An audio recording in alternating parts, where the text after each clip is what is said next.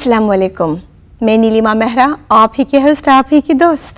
I'm filling in for our beautiful regular hostess of खुशी की खबर, Miss Samantha Christopher.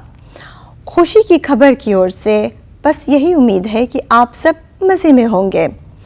आज हमारे साथ मौजूद हैं खुशी की खबर के executive director pastor Christopher Peter के from Word of God Church and Prayer Center located in Ashburn, Virginia. Today, this Pastor Sahab will talk to us about a beautiful subject called faith and fear. Pastor Sahab. Welcome to the new episode of Khushi ki Khabar.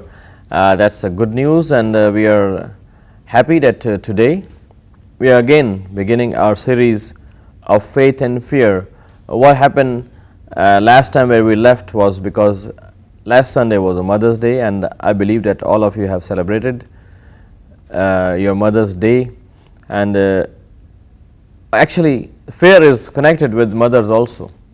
So today I'm going to share a theological aspect of fear and faith. So let's see the definition of faith. What is faith according to the Bible, and what the Bible says about faith? Faith means conviction of truth, belief, relationship to God. That's what faith means. And trust, conviction that God exists, is the creator and ruler of all things, the provider and bestower of eternal salvation through Jesus Christ. Faith, when it comes to the Lord Jesus Christ, it means conviction and belief that Jesus is the Messiah through whom we obtain eternal salvation for the kingdom of God. When it comes to the Holy Spirit, faith means that the Holy Spirit is sent by God to perform the same things which Jesus was performing when he was in the world, and to help us in going forward with our life. So the word faith is assurance, that you are assured of something. That's what faith means, assurance, belief. And it is very, very important that we must understand faith so we can come out of fear. In the Bible, the word faith is mentioned 228 times. Let me remind you of the episode of Abraham and Sarah. Let us recap a few things and we'll go from there. Because you cannot understand about faith without understanding the life of the father of faith, or father of believers, which is Abraham. When I told you that Abraham believed God, the Bible says in Romans chapter 4, and God counted this as a righteousness for him, because Abraham believed God. What he believed God for? He believed God is going to give me a son. As I told you, he was 75 years old. It took 25 years. Why 25 years? Well, I am not God to tell you why 25 years, why not 5 years. But what I think, what I believe, and even if you don't believe in the same way, that's not a problem. What I believe is that every day when day was passing by, every day after day after day after day after day after day after day after day after day, 25 years, Abraham was building a house of faith. One day was one brick in that house, a wall of faith. Every day he was collecting one brick, writing on the brick, God has promised, God has promised, God has promised, God has promised. He was confessing. So when you believe, you have to confess that I have this disease, I have this sickness, I have this problem, I have this situation, I have these circumstances, I have this jobless situation, I have this homeless situation, I have this problem life. But you confess every day that God has said, I will heal you. God has said, I will prosper you. God has said, I will deliver you. God has said, fear not. You confess. You confess. Why you have to confess? To remind your mind? Or to do a chanting? No. You are confessing by your mouth to bring a shame to the devil. You are confessing by your mouth to tell to the world and to the devil that I'm not going to be defeated anymore. I'm not a victim, I'm a victor. I have victory in the name of Jesus. I'm not a failure, I'm not a loser. You're not confessing to your body, you're confessing to the devil and to the world. Because there are many people in your life who are not happy from you. They want you to be discouraged, disappointed, abused, accused, bankrupt, to be killed, to be murdered. These are there are people in our life who wants this to be happen to our life. But when you confess out of your mouth, actually those people have even no idea what they are saying to you, because they are not the people who are doing this to you. This is the devil. This is Satan. My enemy is not my brother or my father or my sister or my mother or my wife or my kids. My enemy is the devil. So we don't have to hate people who are not loving us. The Bible says, love those people who don't love you. It doesn't say love those people who love you. Love those people who give gifts to you. If you don't get a gift from someone, oh, he doesn't love me. No. If he doesn't love you, you love him. You love her. Let me come back to the topic. As we say, Abraham would have this fear. What if God will not fulfill his promise to me and Sarah? I'm getting older. I'm going to die. But Bible says Abraham had faith that God is able to raise the people from dead. So what Abraham was believing, that even if I die childless, even Sarah died childless, still God will raise Sarah out of death to give her a child. That was the faith. That she's now 60, when the promise came, she was around in the 60s, in mid-60s. Abraham was 75, but still he has faith that even if we die, I die, Sarah will die, but God has promised that he will give us a son. He will give us. How? I don't know. He may be, that's what he was thinking. Maybe he will raise me again from the dead and say, Abraham, this is your son. Anyhow, let's go. That house of faith which Abraham was building, every day he was collecting one brick. This is my explanation to you, so you understand what I'm saying. It's very easy. If you take one brick every day, or if you collect, let's see it in the dollars way, which you will understand easily. Everyone's smiling. That's nice. Nice smile. So let's do it in the dollar way. Every day you collect $1. In 25 years, how many dollars you will have? Do the math.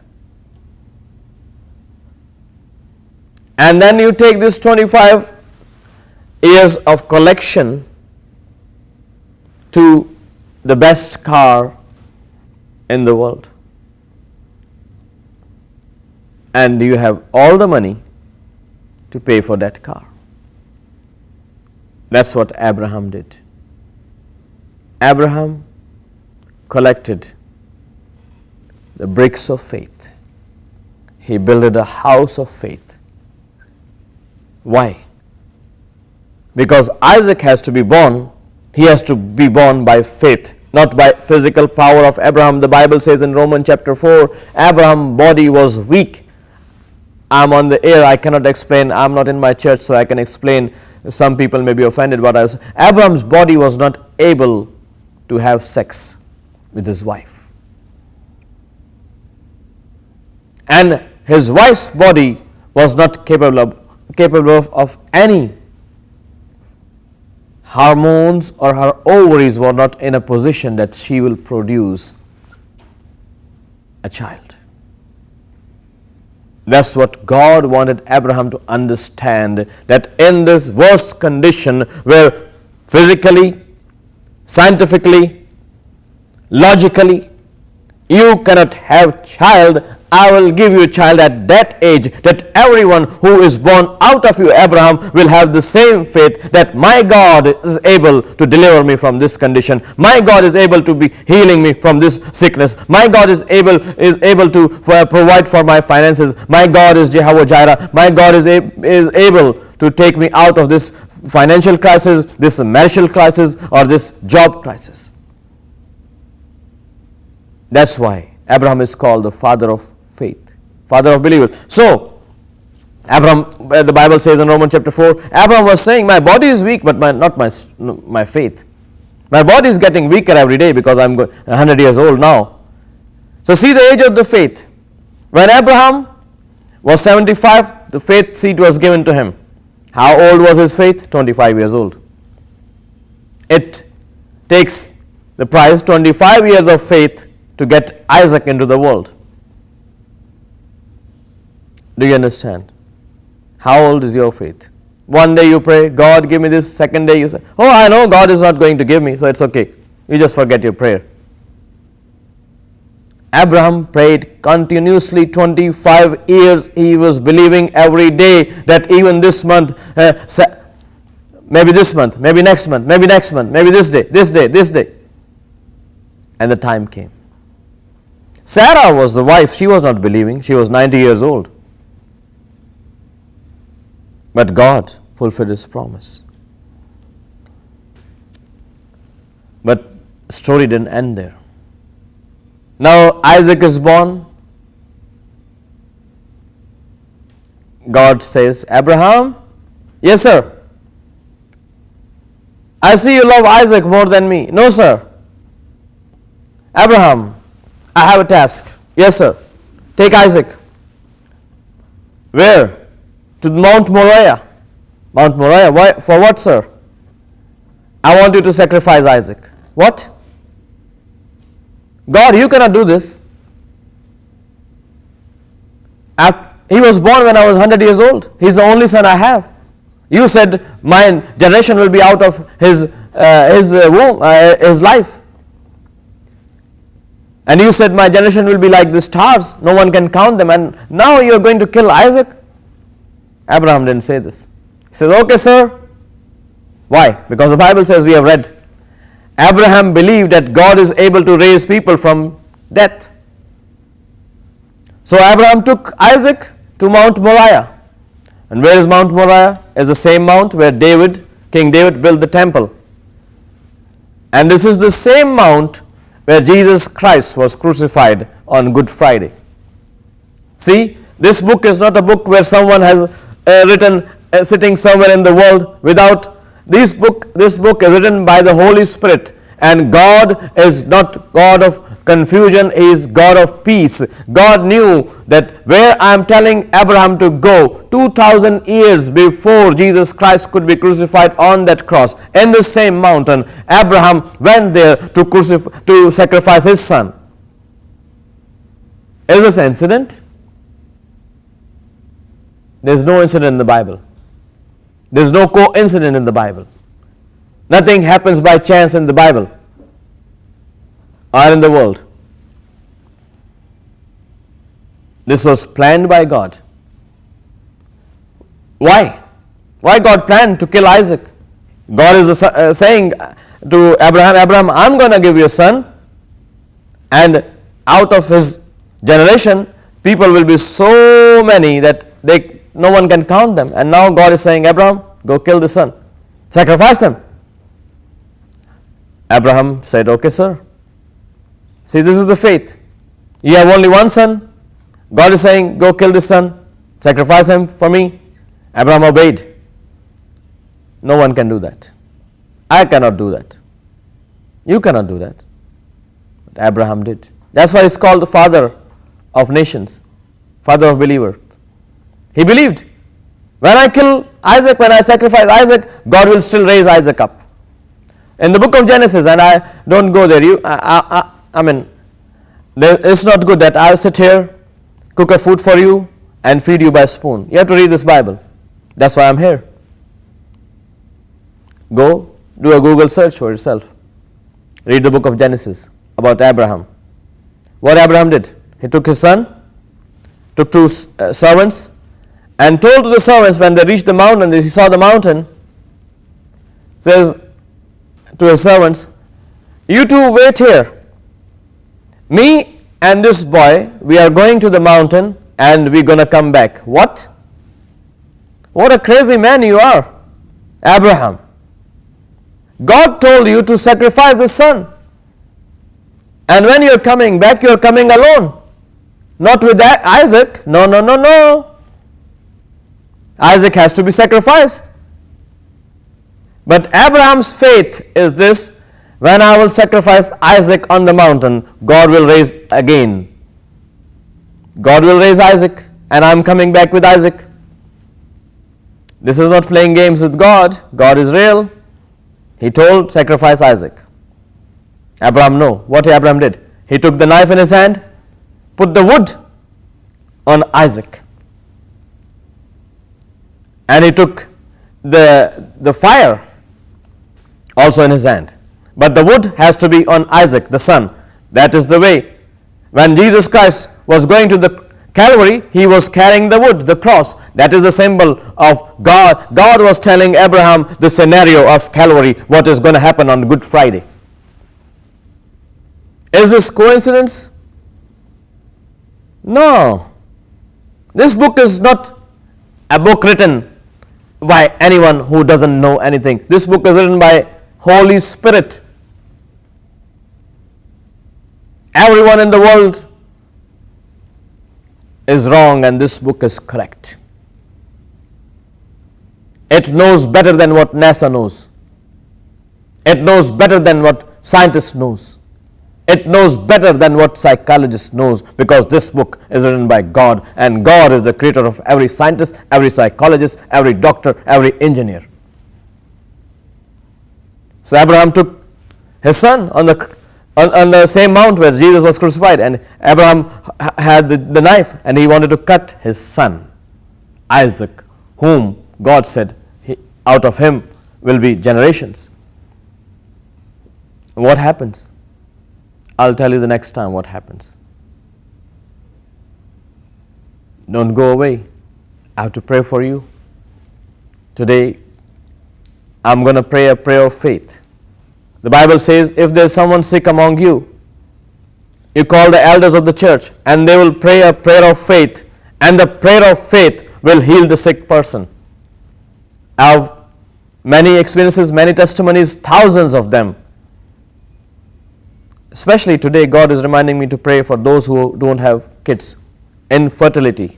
I'm especially going to pray for infertile people, and you will receive a child. And you will write to this TV station. Let's pray. Father God, as your Spirit knows this couple, this sister, who's watching right now, and they don't have children.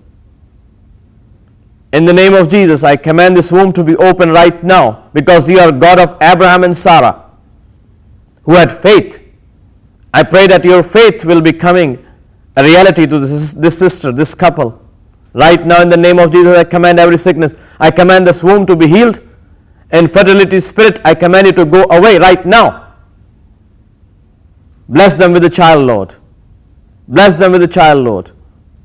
Father, I pray for this sick person who has pain in the back. Every vertebrae, I command it to be aligned right now in the name above all other names, the name of Jesus. I command this migraine headache to go in Jesus' name, and especially, Lord, this problems in the eye, the weakness of this kid who's there's no treatment for him. Touch his eyes, O Lord. I pray a blessing upon every home, every person who's watching and listening this episode right now. I pray, Lord, that you will protect this country. Every weapon formed against this country shall not prosper. I declare it in the name of Jesus. I pray that this country will prosper. People watching this episode will prosper. Every business in this city, in this community will prosper. God, I pray that you bless America. In Jesus' mighty name, amen. Thank you very much for watching this episode. We'll surely keep on praying for you, and I believe God has a special blessing for you to come. Thank you, and God bless you. दगाबाज रे है दगाबाज रे तोरे नैना बड़े दगाबाज रे। एमडो group और पीएमई के साथ आ रहा हूँ 24 मई 2013 को वाशिंगटन डीसी में शो करने के लिए, अपने ऑडियंस का दिल जीतने के लिए और मोहब्बतों की तैयारियां करवाने के लिए, और जितने दगाबाजियां हो रही हैं उनको छुड़वाने के लिए 2013 में आ रहा हूँ आपके पास। मेरी जिंद यसुआन बचाई, मेरी जिंद यसुआन बचाई, ओ दे लो मैनू दित्ती ए रिहाई, मैं नच नच गावांगा, मैं खुशियां मनावांगा, मेरी जिंद यसुआन बचाई, मेरी जिंद यसुआन बचाई, ओ दे लो मैनू दित्ती ए रिहाई, मैं नच नच गावांगा, मैं खुशियां मनावांगा, मेरी जिंद यसुआन बचाई।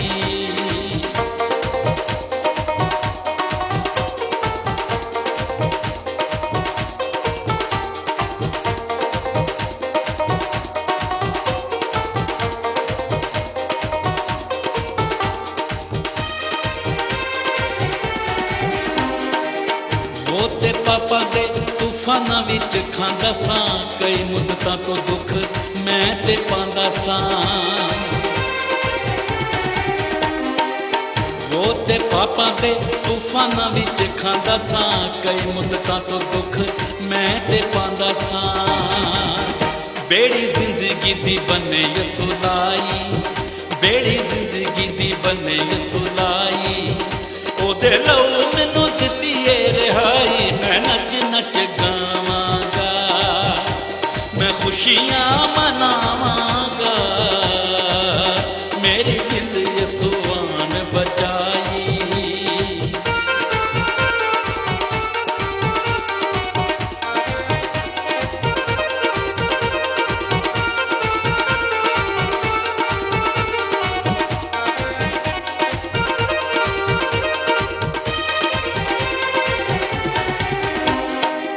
यसु पूरी कीती हर एक थोड़े, उदे वर्गा ना दुनिया ते कोई होरे। यसु पूरी कीती हर एक थोड़े, उदे वर्गा ना दुनिया ते कोई होरे। ओने दिल वाले नगरी बसाई, ओने दिल वाली नगरी बसाई, ओदे लो मैनू दित्ती ए रिहाई, मैं नच नच गावांगा, मैं खुशियां मनावांगा, मेरी जिंद यसुआन बचाई।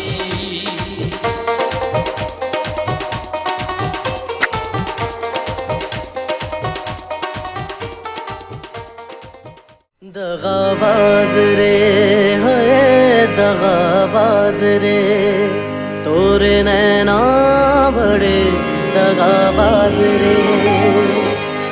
एमडो ग्रुप और पीएमई के साथ आ रहा हूँ 24 मई 2013 को वाशिंगटन डीसी में शो करने के लिए, अपने ऑडियंस का दिल जीतने के लिए और मोहब्बतों की तैयारियां करवाने के लिए, और जितने दगाबाजियां हो रही हैं उनको छुड़वाने के लिए 2013 में आ रहा हूँ आपके पास। If our dear Pastor Sahab has concluded for today, followed by this lovely melody, it means अब हमारा भी अलविदा कहने का वक्त आ गया है। चलते चलते आपको बस इतना याद दिला दूं, यदि आपको किसी भी प्रेयर सर्विस की ज़रूरत है तो आप बेशक पास्टर क्रिस्टोफर पीटर के को ख्याल में रखिएगा। अगले हफ्ते फिर आपसे मुलाकात होगी इसी मोड़ पर। आप भी हमें मिलना ना भूलिएगा। तब तक के लिए अल्लाह हाफिज़।